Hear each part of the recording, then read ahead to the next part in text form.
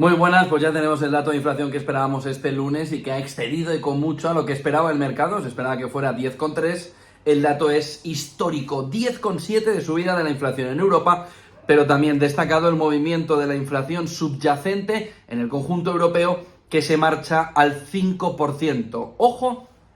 porque las tensiones inflacionistas no se quedan solo en la energía ya, sino que hoy hemos conocido el dato de ventas minoristas en Alemania que también se disparan frente al dato negativo que se esperaba que pudiera estar 3 décimas hacia abajo, ha estado cerca del 1% arriba. Ventas minoristas en Alemania que apuntan a que no solo la inflación, sino el ahorro embalsado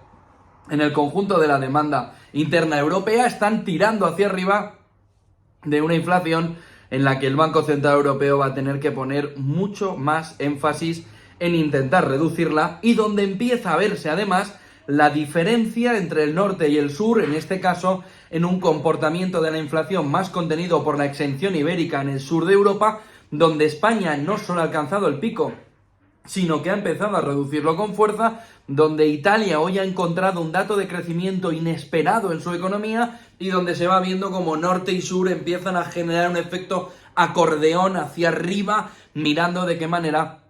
se puede empezar a ver la separación, la fragmentación, no como se esperaba, sino con un comportamiento completamente distinto, donde las economías europeas del sur, Italia, España, fíjense el regalito que se ha llevado hoy Meloni, empiezan a ver un crecimiento de su economía mejor de lo esperado, con una inflación más controlada también de lo que se esperaba. Y sin embargo, el norte de Europa, con la presión sobre todo del petróleo ruso, empieza a ver como el sufrimiento solo ha hecho más que empezar, y el Banco Central Europeo tiene ahora mismo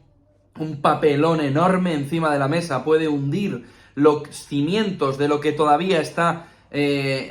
más o menos sano en el sur de Europa, a cambio de intentar darle impulso a la economía del norte de Europa, sobre todo aquellos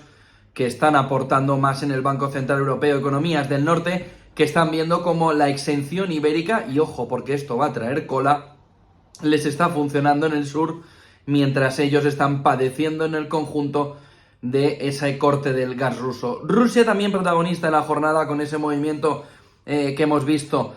de suspender las exportaciones de cereal. Ya se lo decíamos cuando había sucedido el tema del puente en Crimea, cómo iba a ser el gran protagonista. Miren este gráfico, el movimiento que ha tenido el precio del cereal después de que Rusia diga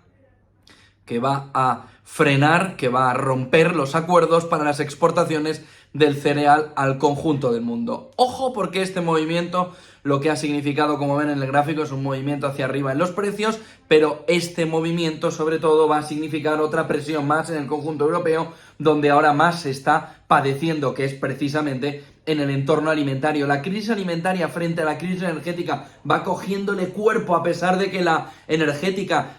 nos sigue manteniendo en vilo de cara a la entrada del invierno. Sin embargo, ese movimiento alimentario, sin duda, después del corte de todos los acuerdos de Rusia para la exportación del cereal, va a provocar un movimiento de retraimiento de la cantidad de cereal que se pone y sobre todo donde afecta más, en Occidente, para ver de qué manera la crisis alimentaria puede convertirse en el otro elemento inflacionario que golpea a Europa en el peor momento. Ojo, porque inflación, buen dato de Italia, ese comportamiento del mercado hoy bajista, el euro otra vez perdiendo los 0,99 en 0,98, la libra otra vez cayendo un poquito, el mercado americano otra vez recogiendo las fuertes ganancias que tuvo el pasado viernes, y Europa pensándose el tono en una jornada en la que la inflación le ha vuelto a impactar, le ha vuelto a demostrar